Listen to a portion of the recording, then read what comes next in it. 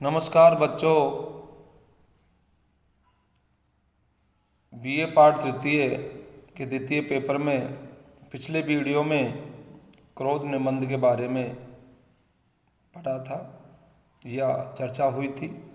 आज इस वीडियो के माध्यम से भारतीय साहित्य की प्राण शक्ति निबंध डॉक्टर हजारी प्रसाद द्विवेदी ने लिखा है। इस निबंध में क्या मूल भावना है, उस मूल भावना के ऊपर आज अध्ययन करेंगे। प्रस्तुत निबंध में द्विवेदी जी ने भारतीय साहित्य की प्राण शक्ति को लेकर विविध मान्यताएं और विचारों को प्रसंगानुसार व्यक्त किया है। इसमें निबंध में पुनर्जन्म में विश्वास किया है। प्रस्तुत निबंध में द्विवेदी जी ने पुनर्जन्म और कर्मफल को अन्योन्याश्रित बताया है। कर्मों के बंधनों से मुक्त होने से पुनर्जन्म नहीं होता है, वह भारतीय दार्शनिक सिद्धांत और धर्मशास्त्रीय विश्वास है। यह पुनर्जन्म का सिद्धांत विश्व के अन्य देशों में भी किसी न किसी रूप में मिल जाता है। इसका आशय यही है कि सांसारिक आसक्ति एवं कर्मों के परिणाम स्वरूप मानव आत्मा को बार बार शरीर धारण करना पड़ता है, उसका बार बार जन्म होता है। यह पुनर्जन्म का चक्र माया अथवा ज्ञान के कारण तब तक चलता रहता है जब तक कर्मों के बंधन क्षीण नहीं हो जाते। गीता में पुनर्जन्म के संबंध में सुंदर उदाहरण दिए गए हैं। अन्य धर्म ग्रंथों और पुराणों में भी इसका विविध रूप में उल्लेख मिलता है। इसलिए लेखक ने इस सिद्धांत को भारतीय मनीषा की विशिष्ट देन बताया है। डॉक्टर कीथ आदि पाश्चात्य विद्वानों ने भी सिद्धांत की प्रशंसा की है। आत्मा, पुनर्जन्म और कर्मफल का आपस में क्या संबंध है, इस विषय में द्विवेदी जी ने स्पष्ट किया है कि समस्त भारतीय मनीषियों ने इस गुणमय अर्थात सत्व, रज और तम त्रिगुणात्मक जगत के दो तत्व माने हैं। उनमें आत्मा शाश्वत, एक रस, चेतन और अनश्वर तत्व है, जबकि प्रकृति या माया परिवर्तनशील, नश्वर और जड़ तत्व है। जब अज्ञान या मायाजन्य विकार से चेतना आच्छादित होती है तब आत्मा शरीर धारण करती है। आत्मा के अनश्वर होने पर भी बार बार नया शरीर धारण करने से सामान्य बुद्धि के कारण उसका पुनर्जन्म कहा जाता है। परंतु गीता में आत्मा को अजन्मा, अमर आदि विशेषताओं से मंडित बताया गया है। अज्ञान का आवरण हटने पर जब आत्मा को अपनी प्रकृति या माया की वास्तविक सत्ता का ज्ञान होता है तब ज्ञानाग्नि से उसके समस्त कर्म बंधन नष्ट हो जाते हैं और वह मुक्त हो जाती है। इसी को दार्शनिकों ने मोक्ष या मुक्ति प्राप्त करना बताया है। इसके अनुसार द्विवेदी जी ने पुनर्जन्म और कर्मफल का संबंध दिखाते हुए यह दार्शनिक मत उपस्थित किया है कि अच्छे कर्मों के फल का भोग करने के लिए आत्मा को स्वर्ग मिलता है, परंतु पाप कर्मों का भोग करने के लिए उसे नरक में जाना पड़ता है। अच्छे और बुरे कर्मों को भोगने के बाद आत्मा पुनः मृत्युलोक में आ जाती है।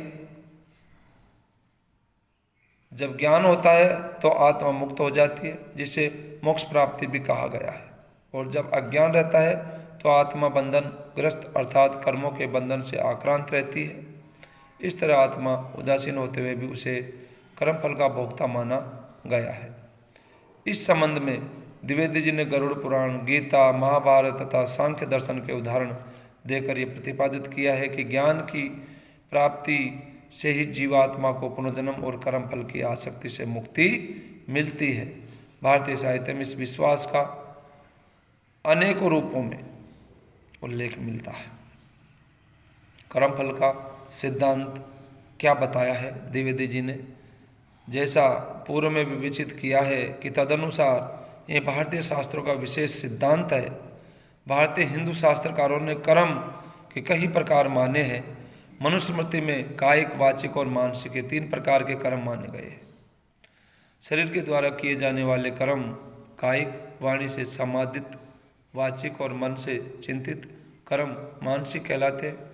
इनकी गति भी उत्तम, मध्यम और अधम भेद से 3 प्रकार की मानी गई है।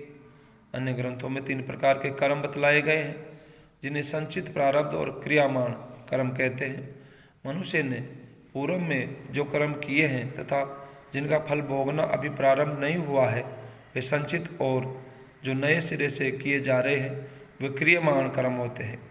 जिन पुराने कर्मों का फल मनुष्य वर्तमान में भोग रहा है उसे प्रारब्ध कर्म कहते हैं। इस प्रकार वर्तमान में व्यक्ति प्रारब्ध कर्मों के फल को भोगता है। संचित कर्म तो नष्ट हो जाते हैं, परंतु प्रारब्ध कर्म को तो भोगना ही पड़ता है। इसी प्रसंग में द्विवेदी जी ने अच्छे और बुरे कर्म फलों का भी उल्लेख किया है। अच्छे कर्म करने पर उनका फल अच्छा ही होता है। श्रेष्ठ कर्म फल से उदात्त संस्कारों का विकास होता है। जीवात्मा पुराने शरीर को त्याग कर जब नए शरीर को धारण करती है, अर्थात पुनर्जन्म होता है, तब वे कर्म फल जन्य संस्कार उसके साथ ही आ जाते हैं। बुरे कर्मों का फल बुरा ही होता है और संस्कार भी उसी प्रकार के अधम कोटि के होते हैं। ऐसे सभी धर्म क्रियमाण माने जाते हैं और उनका फल अग्रिम जन्म में अवश्य भोगना पड़ता है। द्विवेदी जी ने कर्म फल के सिद्धांत को इस तरह उपस्थित कर बतलाया है कि भारतीय साहित्य पर इसका पूर्ण प्रभाव दिखाई देता है। इसी कारण भारतीय नाटककारों ने सुखांत नाटकों की रचना की है और धर्मात्म व्यक्ति को कठिन संघर्ष करते हुए अत्यंत विजयी दिखाया जाता है। पाप पर पुण्य की विजय अथवा अधर्म, अन्याय पर धर्म व न्याय की विजय का उल्लेख भी इसी विश्वास का परिचायक है। कर्म फल से मुक्ति का मार्ग। इस निबंध में द्विवेदी जी ने यह बताया है कि हिंदू शास्त्रों में 4 पुरुषार्थ माने गए हैं। वे हैं धर्म, अर्थ, काम और मोक्ष। इन पुरुषार्थों को ऋण मुक्ति का धनात्मक कार्य माना जाता है। इनसे कर्मफल भोग से भी मुक्ति मिलती है।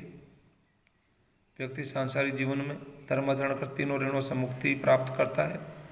अर्थ प्राप्ति से वह सत्कर्मों की ओर प्रवृत्त होता है तथा काम प्राप्ति से वह पितृऋण तथा लौकिक सुखेच्छा से मुक्ति पा लेता है। अंतिम पुरुषार्थ मोक्ष जीवात्मा को कर्मफल के बंधनों से मुक्त करने वाला माना गया है। जब जीवात्मा अज्ञान से मुक्त होकर ज्ञान चेतना से मंडित हो जाती है तो माया अथवा प्रकृति का उस पर कोई बंधन नहीं रह जाता। उस दशा में आत्मा को मोक्ष प्राप्ति हो जाती है। गीता आदि ग्रंथों में भी सिद्धांत का विस्तार से विवेचन बतलाया गया है। पुनर्जन्म और कर्मफल के सिद्धांत का प्रभाव जीवन पर क्या पड़ता है उसके बारे में निबंधकार ने बताया है कि हिंदू समाज और भारतीय संस्कृति पर पुनर्जन्म और कर्मफल के सिद्धांत का अत्यधिक प्रभाव दिखाई देता है। हिंदू जन्म जीवन में पुनर्जन्म की धारणा के कारण सत्कर्मों की ओर प्रवृत्ति बढ़ी है। इस कारण भारतीय समाज में विविध मानवीय आदर्शों तथा श्रेष्ठ संस्कारों का प्रवर्तन, समर्थन, आचरण किया जाता है। परंतु कर्मफल की आस्था के कारण ये भावना पनपी है कि जब हर हालत में कर्मों का फल भोगना ही है तो फिर उनसे मुक्त होने का व्यर्थ प्रयास क्यों किया जावे। इस कारण आस्थावादी जनता में निराशावादी और भाग्यवादी धारणा जम जाती है।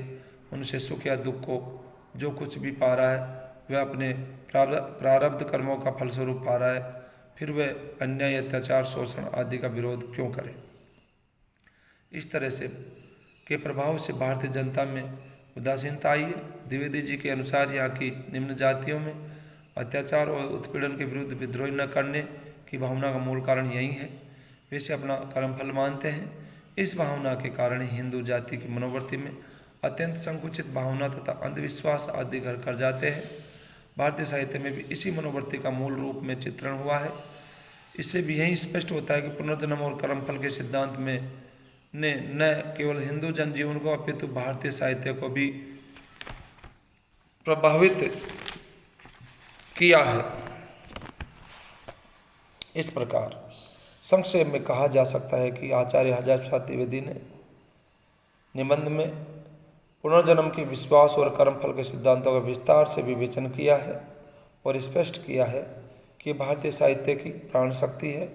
सारा भारतीय साहित्य उस सिद्धांत से अनुप्राणित है। भारतीय साहित्य की इस प्राण शक्ति को समझकर ही इसकी समालोचना करनी चाहिए। भारतीय साहित्य के अध्येता के लिए यह आवश्यक है। यदि कोई समीक्षक इस प्रवृत्ति को नहीं जानता तो भारतीय साहित्य गुण दोषों की उचित समीक्षा भी नहीं कर सकता। अतः द्विवेदी जी ने का जो कथन है वह औचित्यपूर्ण है।